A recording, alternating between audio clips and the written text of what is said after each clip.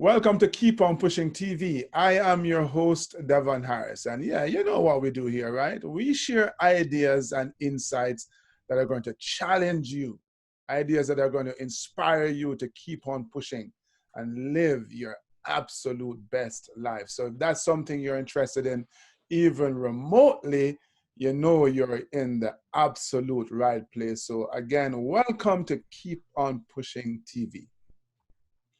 You know, our goal is always to provide you with some, insightful, thoughtful, interesting persons. And my guest today is no exception.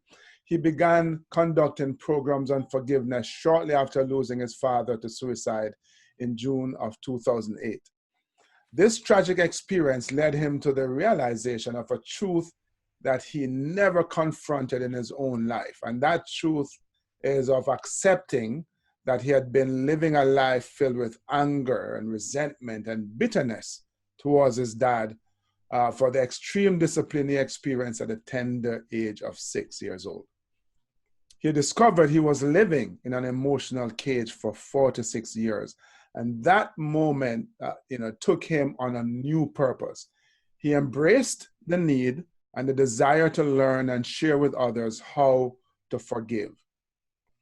To forgive both ourselves and others is powerful, and forgiving is, as he puts it, a decision. It's not a feeling. It's one that we're free to make anytime. And so today, he spends time in churches, synagogues, colleges, prisons, and his testimonials tell the story of remarkable change in people's lives. With his guidance, the participants are given an opportunity to make one of the most important decisions in their lives. And that decision is to leave their emotional prisons and move forward into a life of peace and forgiveness. So I'm really excited to be able to welcome my friend, a really cool dude, actually, Rob Corbin. Rob, welcome to Keep On Pushing, bro. Hey, Devin, man, it's good to be here with you. Yeah, it's all good. 4 to 6 years that you live with this thing with your dad. Tell us about that relationship, Rob.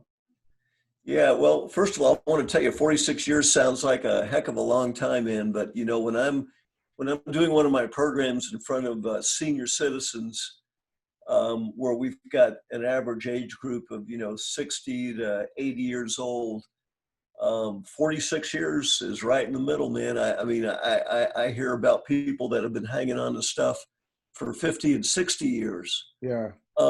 And what's a common thread, interestingly, is that most of the emotional wounds began for a lot of people when they were in their single digits in age. I mean, 5 and 6 and 7 years old. People can remember, the what happened to them that created this emotional wound that for many people they've been carrying on for decades.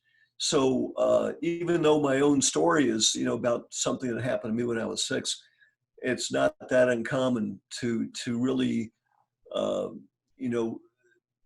lock yourself into what I refer to as this emotional cage. Mm-hmm. I'm one of thousands, if not hundreds of thousands of people in this country who began living in that cage at a very young age. Yeah, so, but I guess you didn't realize you were living in a cage until your father passed. Actually, I knew that I was living in a cage. Let me tell you, I built that cage.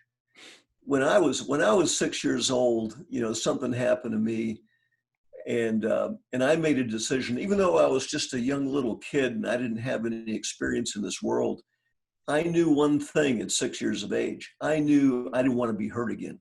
Mm-hmm.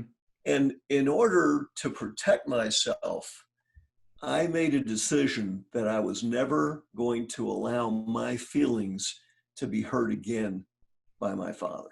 Right. So in order to create that boundary, I made a decision that I'm gonna put a distance of trust and love between myself and my dad for the purpose of protecting me because I didn't want to be hurt again. So that emotional cage can be built even as a little kid. Yeah. Um, what I realized, for 46 years until my dad passed, was that that emotional cage deprived me of having the kind of relationship that I could have had. Indeed. With my father. And so it took me 46 years until that opportunity was no longer there. And sadly, a lot of people, take their feelings to the grave without ever having the ability to get back what's theirs, and that is peace and contentment in their lives. So I made it a mission to help people realize that, to answer the $1 million question. You and I spoke about that recently. When is enough enough? And so that's the $1 million question in my workshops. How much longer do you need to be a prisoner in your own heart? So it's really interesting because in our prior conversation, you mentioned of all the people that were polled, most of them have a grudge against their fathers, and then the others, it was their mother. And I found it interesting that the two people in our lives who were supposed to love us unconditionally and protect us with everything they have are the ones that we have the biggest problems in our lives with. Devin, I want to tell you, man, we only know what we know. And our parents only knew what they knew. Mm-hmm. And there is something called generational hand-me-downs. For some people, when I say that generational hand-me-downs, they're thinking of clothes. I've got my little brother's clothes because my parents didn't want to go out because financially we couldn't afford to buy new clothes for me.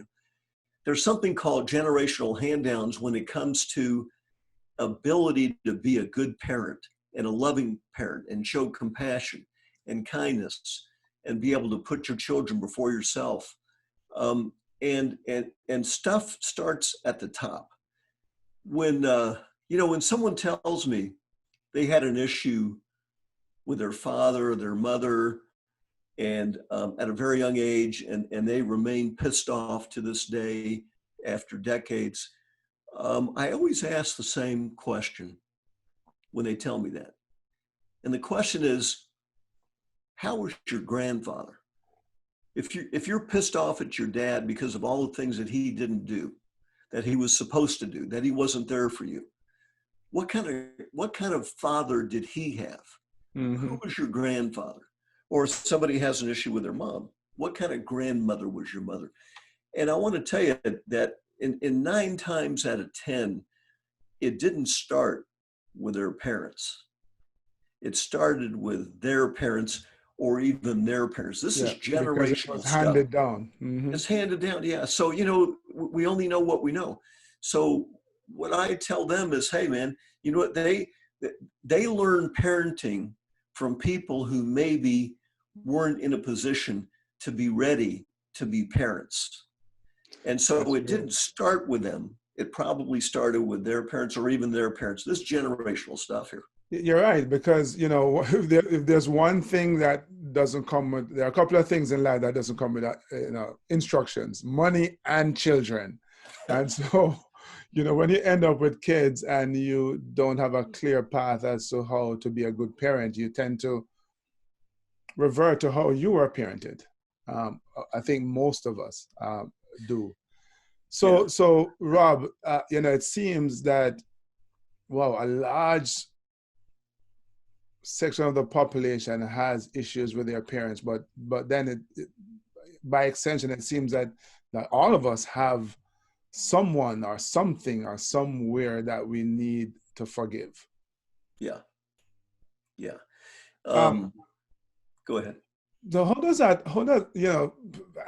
motivational speaker, as someone who is always challenging and encouraging people to live their best lives, which is what this program is about, how does that inability to forgive others and sometimes even ourselves, and the resentment that we kind of harbor and bring with us, how does that impact our quality of life and the extent to which we can say we truly live a successful life?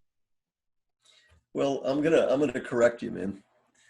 I'm gonna correct you, Devon. You're the man, but I'm gonna share with you some knowledge that I learned through experience, and that is the no one has the inability to forgive, either themselves or others. And one of the words you used is inability. I understand why you use that word. I Right. clearly understand that. But here's the deal, man. There's some universal laws that are unchangeable. We cannot modify. We cannot edit. They are universal laws that were created when this world was created, and as human beings. And one of those universal laws is that forgiving is a decision. It's not a feeling. Mm-hmm. Now, you and I both share something in common. We made a decision today to decide what food we're going to have for breakfast. We made a decision what shirt we're going to put on for today. By the way, I love yours. We made a decision when we go to the grocery store, what kind of groceries that we want to buy and others we're going to leave behind. We're used to making decisions every day. Forgiving is a decision. So when someone says, I'm going to try to forgive, or I don't have the ability to forgive, what they're basically saying is my ego is larger than my willpower. I was about to ask you that. What's the block? What's the hindrance then to forgiving? It's the ego. You know what? The ego is a major thing because ego is our self-worth. And when someone screws around with our self-worth, we really take it to task emotionally. Yeah.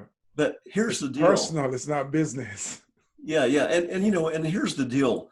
There is a victim.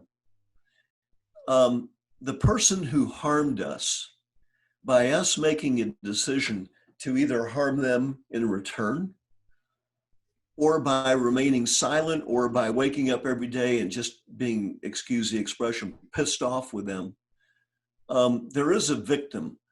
One of the things that we fail to realize is the victim isn't them.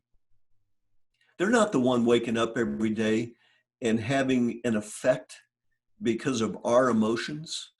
They're not emotionally affected. We are. We become a victim.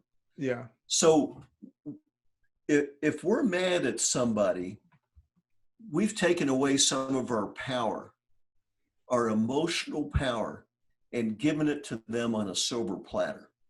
Because we're the one that's waking up with an emotional weight on our shoulders. They're not. They're out there, if it's wintertime, they're out there skiing and having a couple of beers or wine, or in the summertime at the golf course. They're not suffering. Yeah. We're suffering. We're suffering. So the question is, do we deserve to be emotionally free from the past? And then the second question is, when is enough enough? One of the things that I hear a lot when I do my prisoner work, when I ask people who haven't forgiven in decades, and I ask them, what's the main reason why you would choose to wake up every day with anger or bitterness, or shame or remorse for 15 or 20 years? What's the benefit? And a lot of times people say to me, you know what? I know there's not a benefit, but I don't know how to forgive. I don't know how to forgive. You're right. You know what? That's a legitimate statement. It's an honest statement, because forgiving is a decision, but we have to get to a place where we say to ourselves, you know what? Today's the day, man. Now is the time, because I deserve to be emotionally free. So the first thing that we have to do is that we have to own our feelings, take ownership of our wounds. And taking ownership of our wounds means to take a step back and to take a look at what happened, how did it affect us, how long has it affected us, and what is the benefit of us holding on to this stuff any longer. We have to come to a point where we can say, you know what? Yeah, that's true, man. I can't totally love myself or love another until I take that part of me that holds all that negative stuff and let it go. Once I let it go, the slate is clean for me to be able to bring everything into my heart and my soul that I deserve. Because the truth is, and I don't know if you agree with me, Devon, but you know what? I truly believe that every single person on this earth deserves to be emotionally free from the past, because the past isn't a death sentence. It's not a life sentence, and forgiving is a decision. No, I agree with you actually. But as I'm listening to you, I'm hearing the word that's coming up in my mind is introspection. For any of us to arrive at that point where we say enough is enough, I deserve to be free, I need to take ownership of those things that hurt me in the past, requires us to kind of, take a deep breath, step away from the madding crowd, as it were, and go inside. And I find that one of the barriers to us going to the next level, whether it's succeeding generally, or, and as we were talking about, learning how to forgive ourselves and others, it's hard work going digging introspectively, don't you find? You know what? There's nothing easy about it. There's nothing easy about it. For us to be able to move forward, we have to take a step back. Mm-hmm. And to take a step back is not something that we look forward to. To take a step back and say, you know what are the feelings? What are the real feelings deep inside when you uncover all the layers that we project as human beings as being tough and strong, especially as men, being tough and strong, never showing your emotions, never crying. Men don't do that. Men don't cry. Talking about men for a minute. The same thing applies to a lot of women. And here's what I tell people, the consequence of that, okay? The consequence of that is that we become what I refer to as emotionally constipated. Yeah. Meaning that, we're holding on to all this stuff that, I make a joke out of it. If we went up to the drugstore and bought X-Lax, we'd be sitting in the bathroom for 4 days straight. A long time. And we still wouldn't leave emotionally free. So one of the things that when I do a workshop that we do is that we take a timeout about an hour, and people write a 4-page questionnaire, or they answer questions to a 4-page questionnaire that I've developed that takes people down to a depth emotionally where they can take complete and total unbridled ownership of who they are emotionally. Mm-hmm. They can take 100% ownership. You have to first own it before you can let it go. You first have to recognize it before you let it go. And then the next step that happens in this program is that people have an opportunity in front of other people, because this is normally a group setting involving 15 or 20 people. They have an opportunity to stand up in front of everybody else and read what I refer to as their truth letter, which goes into deep detail. What happened? What was the consequence of that? What is how long have they been living with that? What is the benefit, or is there a benefit in continuing to live with negative feelings? And I got to tell you that it's not only about forgiving others, it's about forgiving ourselves. Mm-hmm. A lot of us, I don't think there's a person alive on the planet that can say, you know what, if I had to do it over again, I would have done it differently in the way that we've treated others or said things to others that have hurt other people. And so, the question, so there's 2 levels of forgiveness. One is forgiving ourselves, and one is forgiving others. And a lot of people have baggage from both. Yeah. You obviously started the work, that really difficult, intensive work on yourself. And I know you conduct workshops, and we're going to talk about how people can connect with you with that. But in the meantime, though, how does Joe Smokes, is there a catalyst, or what would you suggest he or or Mary does to kind of get the ball rolling on peeling back the onions on this? Well, first of all, there's two ways to do it. I mean, one is that you could attend a workshop. With this pandemic stuff going on, I'm not doing workshops at the present, but things are opening up slowly, as you know, and so there will be a day in the near future where there'll be more workshops. The other thing is that I'll probably incorporate Zoom meetings where we can do this, through digital technology, electronically, that we can do this. So, I mean, if somebody wants to get involved, by the way, they don't need my guidance for them to forgive. I mean, I refer to myself as a forgiveness coach on the subject, but they don't need me to do that. Here's what they need, though. If somebody makes a decision to forgive themselves, it's a decision between you and them, me, myself, and I. Mm-hmm. So there's no one to hold my butt accountable. So if I wake up tomorrow morning, if I say to myself, I'm going to forgive my father. Today's the day. Father, I forgive you.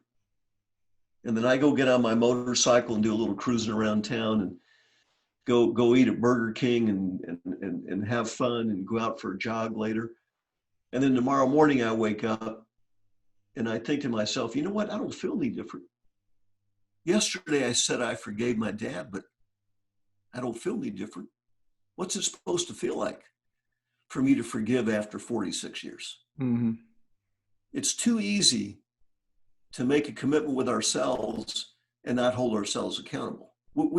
Most of us have PhD degrees in self-sabotaging ourselves and making promises that we don't keep, because guess what? It's only between us, me, myself, and I. Now, what would happen if I said, you know what? I'm going to make a commitment to forgive my dad, and I'm going to call Devon Harris and I'm going to ask him if he's willing to hold me accountable for that decision. And so I'm going to make a commitment to you that if I wake up tomorrow and the excitement is worn off and the ether's worn off, and I'm saying to myself, man, you know what? I don't think I did forgive. I don't feel any different. I mean, I said I did, but my heart doesn't feel any different. Then I make a commitment to you that I'm going to call you. I'm going to say, Devon, you remember yesterday I made a commitment that I was going to forgive my father? And you say, yeah. Well, I want you to hold me accountable for that decision, because I made a decision, I made a commitment, you were a witness to that, and I want you to hold me accountable. I want you to remind me of the commitment I made. So my decision no longer is just about me. Right. It doesn't affect just me, it affects you, because you made a commitment to me as well that you were going to hold me accountable. So one of the things that we do in a group setting is that I have a person who feels like they're ready to forgive, to choose other people to hold them accountable, so that if they question, did I really do what I said I was going to do? It's no longer just about them. It's about them and the other people who they have chosen, and those other people have made a commitment in return to hold them accountable. So it's very powerful. It's very powerful. Yeah, so we definitely need that buddy system. So, we hear the term all the time, I can forgive, but I can't forget. I mean, how do we navigate that? So these, terrible experiences happen to us. We can't erase the memory. So how do you advise the people in your seminars to navigate that? So the first thing I do is I say to people, who told you to forget? Our brains are not like a computer. There's no such thing as cut and paste. You know what? I'm gonna cut out in my brain the memory of my father abusing me when I was 6 years old. And I'm gonna cut it out and delete it from my file. No such thing. No such thing.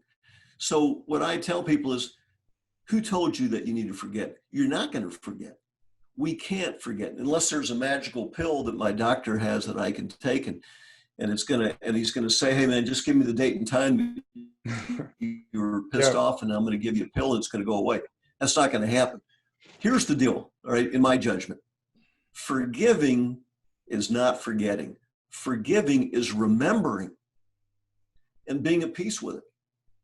I can now look back when I was 6 years old when my dad abused me. And you know what? It no longer makes me mad. It no longer makes me angry. It no longer makes me depressed. So forgiving is not forgetting. Forgiving is the ability to remember and be at peace with it. And that's what letting go really, really is. It's Indeed. not forgetting. It's not forgetting, because we can't forget, man. Can't forget. So I understand, Rob, what you're saying, but anyone who's living in America and the world, you'd have to be under a rock not to see what's going on. Across 29 cities in the U.S. right now, there are demonstrations and riots and looting and all of that. But it is the manifestation of the frustration that African Americans are feeling, and just the terrible treatment, and that's an understatement, the abuse over many, many decades, some would argue 400 years, so centuries. Yep.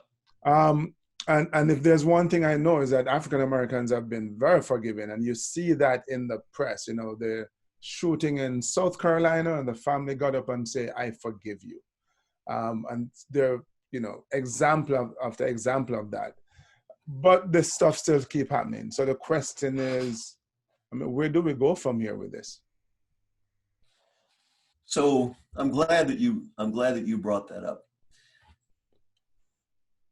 If I'm going to use a little radical example here, if you don't mind. Yeah, go ahead.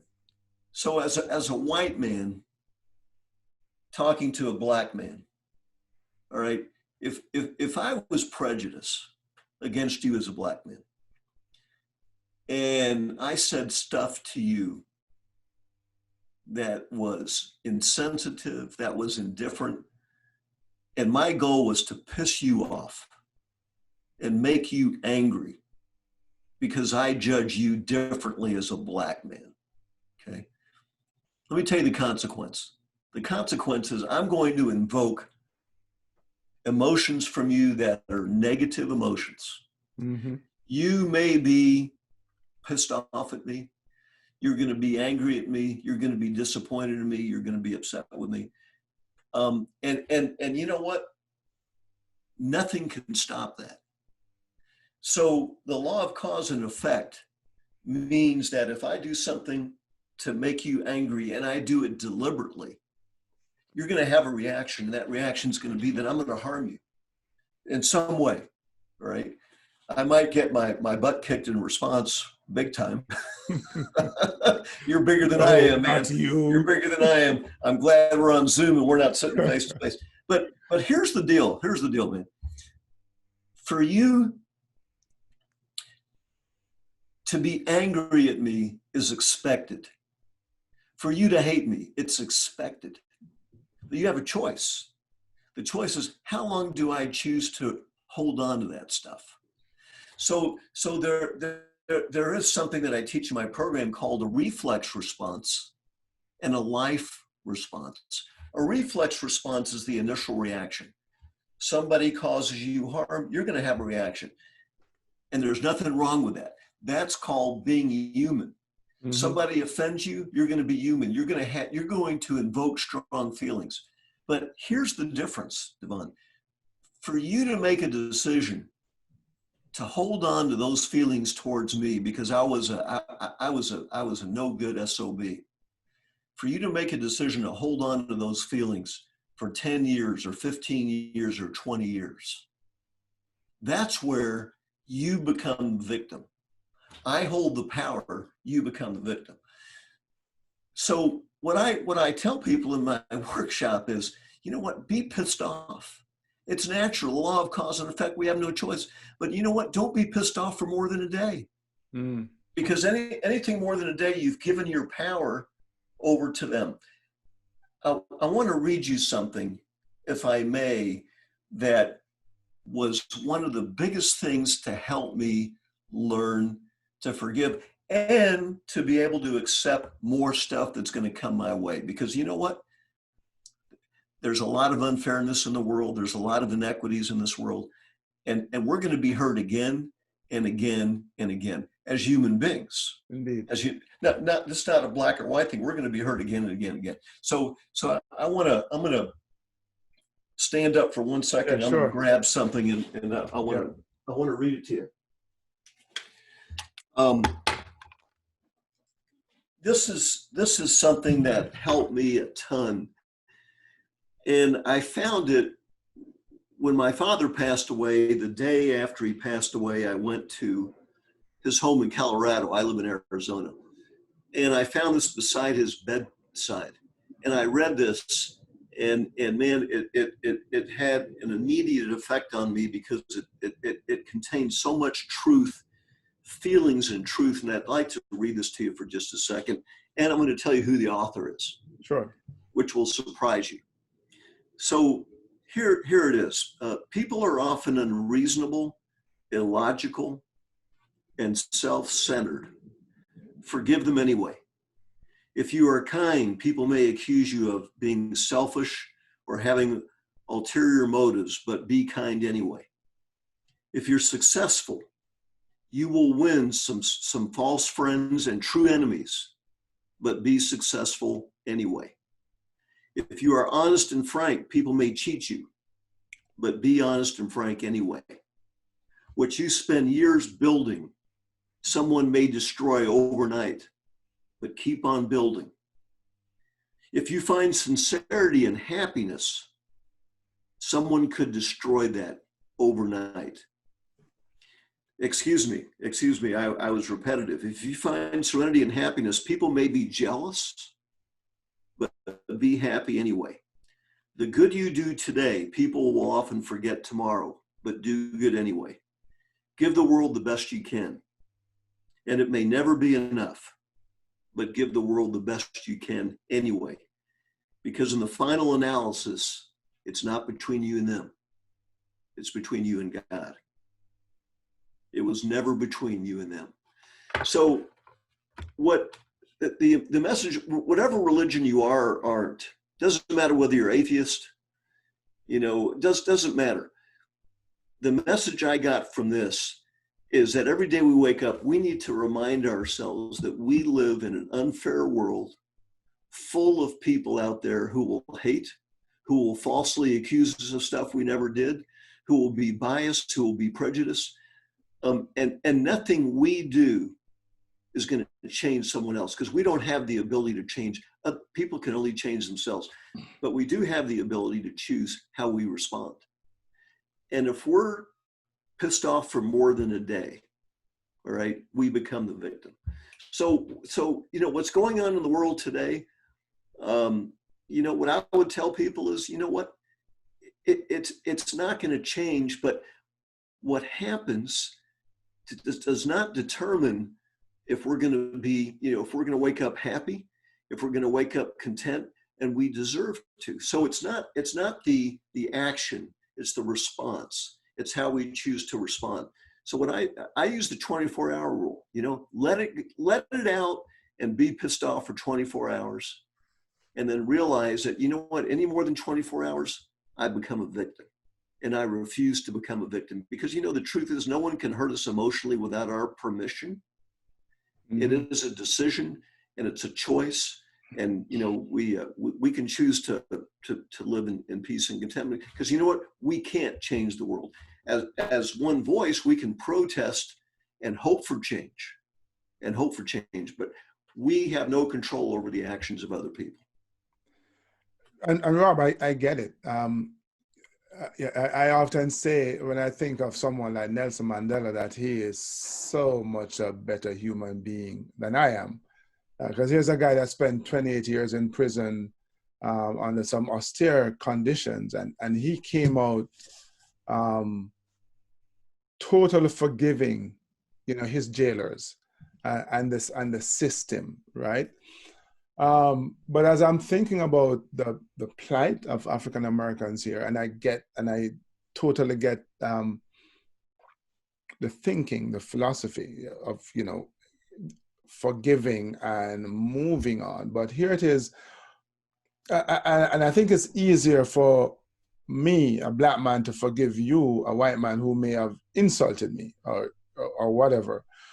How do you get past a system though that just prejudges you and don't give you a chance? I mean, it is so amorphous. How do you forgive that? How do you get around it? Well,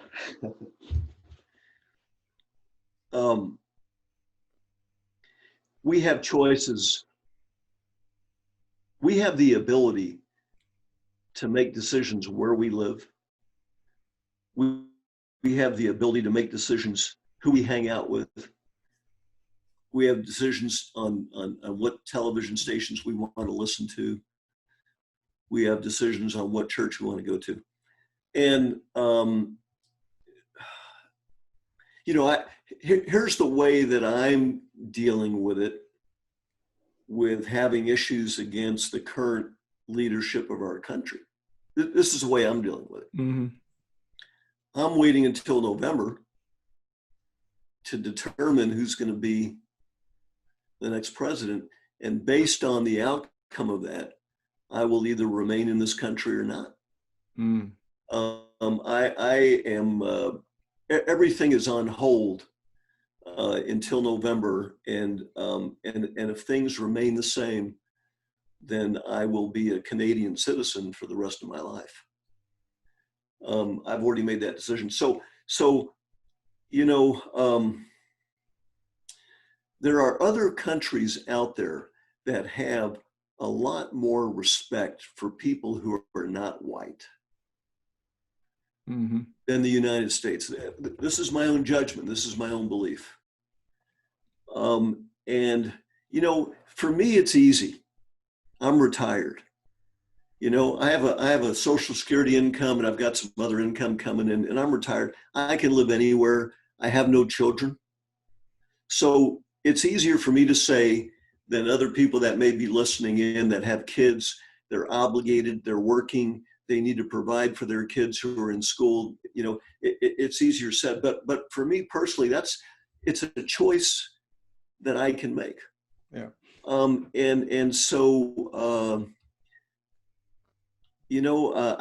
think that it's going to take a long, long time, even with having a black president and black mayors and black senators and congressmen and people out there who are making a huge difference in this world.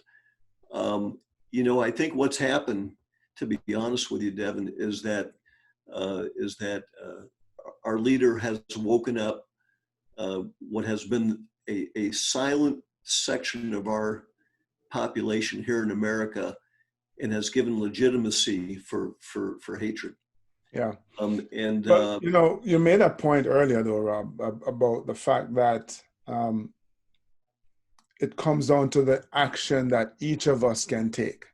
And it's, as I said earlier, easier for me to forgive you than it is to forgive a system and to get past a system. But you also, touch on the election. And I so agree with you that you still have a choice, right? You still have, you can still make decisions.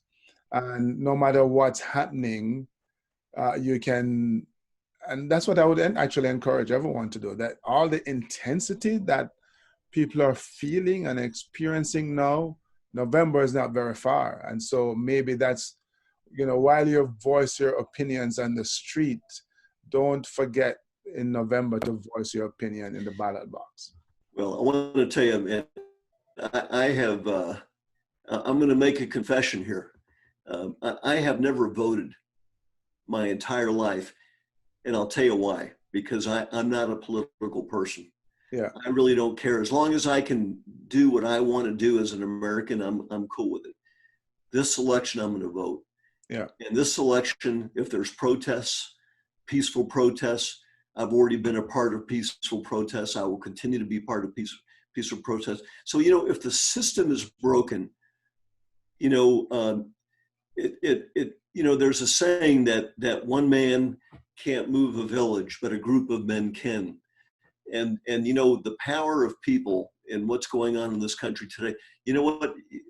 No one can have a blind eye to the power of what's going on right now. And I'll tell you, unfortunately, there's a lot of people that are coming in that are trying to put a bad name on the peaceful protests by the looting. And it's just it is what it is. But you know what? People can see through that, man. They know what's going on. We are slowly making change, but you know what? Change comes real slow. But it's different than forgiving. Forgiving is a decision that we can make at any time. The system moves slowly and will continue to move slowly. And all we can do is exercise our free rights, peaceful protests, vote, and hold on to your beliefs and social media, whatever we can do to do our part and support our local politicians who are on our side and get it, who have displayed empathy and compassion and love for other people, regardless of their color and their beliefs. So that's really all we can do, man. Yeah. Indeed, decisions. You, Rob, have spent quite a bit of time in the prisons you mentioned earlier. Yeah. What inspired you to take your workshops to the prison and to work with those guys?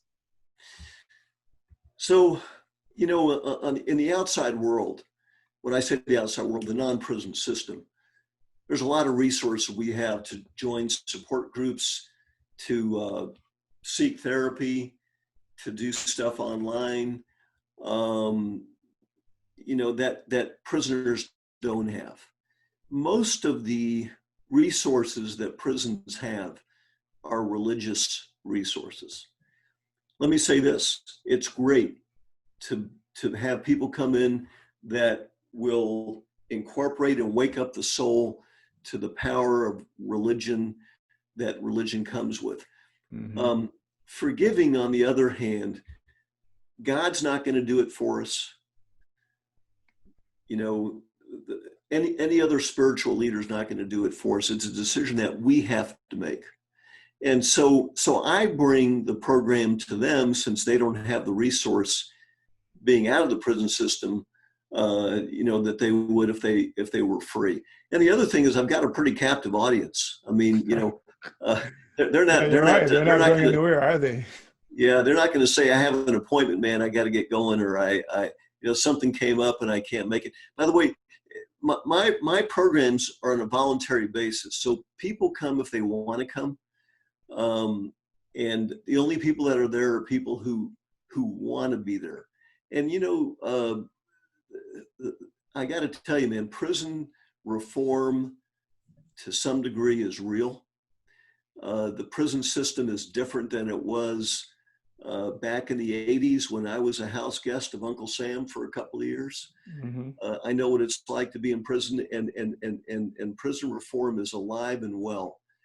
20 years ago, I could never come in and be alone with a group of guys in prison and do some deep emotional work and bring in Kleenex with me.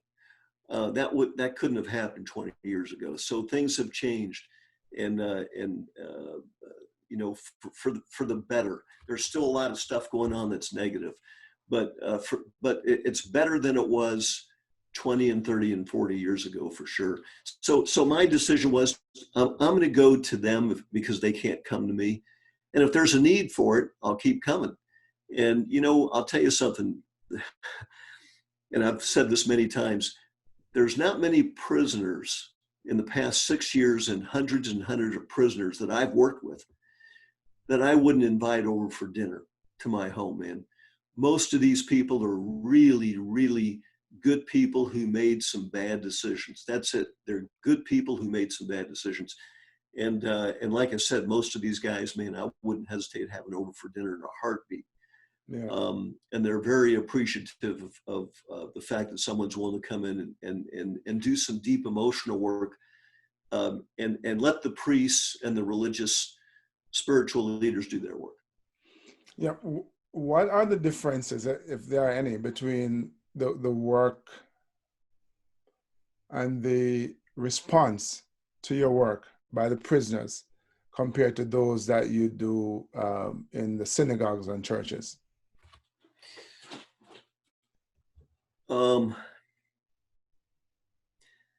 I'd say the main difference is that in prisons, that they were emphatically taught that men are strong, they're not weak, and that being emotional is a sign of weakness. And shame on you for being weak. Men don't cry. By the way, most of the prisoners I work with are men. Mm-hmm. And so that they've never had permission. They've never been given permission in their lives to be authentic as men. And being authentic as a man is not only the good inside of you, but also that wounded side of us. And every man out there walking the earth has some wounds. So me coming in and going through a systematic process allows them to discover that, you know what, being strong is being authentic. Being strong is being real. Being authentic is, and being real is standing up and saying, you know what, I feel shame. I feel regret. Showing I feel anger. vulnerabilities. Say again? Showing vulnerabilities. Being vulnerable, allowing yourself to be vulnerable. Because guess what? Being vulnerable is taking a step back to move forward. To move forward, you have to put it in reverse. You got to be able to look at the road in front of you before you can travel down that road. Mm-hmm. And so owning your stuff from the past is taking that step back. And it starts with allowing yourself to be authentic. And authentic and being vulnerable are synonymous. They go together. You have to be vulnerable to own your truth. And owning your truth allows you to be vulnerable. Yeah. Rob, we may have to do a part 2 on this, man. This is fascinating stuff. And it's just, it's a subject that I think all of us can relate to. It's certainly a subject that is related. It impacts and it affects, and it's related to all of us. I think all of us have something to forgive or someone to forgive, to include ourselves. And we don't always do the work that's necessary to get there, as you know from first-hand experiences. So, hey man, thank you so much for spending time with us, sharing on this really important topic. I think our audience is going to really benefit from it. If they want to find you, someone want to find you, Rob, how do they find you? Yeah, so I have a website, corbinseminars.com, Corbin seminars.com, so they can Google it, it'll come right up. And I've got a Facebook page under Corbin Seminars, and they can contact me that way. The other way, if they want to send me an email, just info@corbinseminars.com. And so those are the 3 ways that they could get in touch. But if they just Google Corbin Seminars, I think I come right up. I welcome talking with people on a one-on-one. I don't charge for what I do. I do it from the heart, and it's just helping people one person at a time is what this world is about. Indeed. Working on a higher purpose. We thank you for that. Thank you for that answering the call, and for the difference you're making, the good you're putting out in the world. Thank you, man. Thank you for being on Keep On Pushing and sharing with us, man. It was awesome. Thank you. Thoroughly enjoyed it, and I'm glad that we discussed other things. In addition to just forgiving, and we incorporated what's going on in the world today, because you know what, that emotionally it's needed, because we need to be able to heal ourselves. Yeah, indeed. It is. Look, we try to be real and authentic here, and I personally don't shy away from subjects that people may find tough or quote unquote controversial. hey, it's affecting real lives. And, and although I'm not personally affected in the sense that I can't say I've been a victim of police abuse, but there are people who look like me who are being abused, and I have two sons who kind of look like me too, thankfully. But beyond that, man, just the injustice, no matter who it's happening to, sickens me. And so if I have a platform such as this to speak on it, then, I'm going to use it. Well, I want to tell you, keep on pushing. The saying "keep on pushing" is one of the answers. We never give up in our quest to have racial equality in this country, and keep on pushing is a mantra that really embraces that. We can't give up, man. There's no such thing as give up. We give up, we end up losing for we're life. dead, literally and figuratively, man. So yeah. So you know what, bro, we will keep on pushing. That's what we'll do. Thanks. Thanks for watching. If you haven't done so yet, make sure you click on that subscribe button and hit that bell. You'll get a notification every time we post a new video. And don't forget, share it with your friends, man. They want to be inspired as well, right? So share it. Don't keep it. And before you go on to the next video, visit my website, www.devonharris.com. Keep on pushing.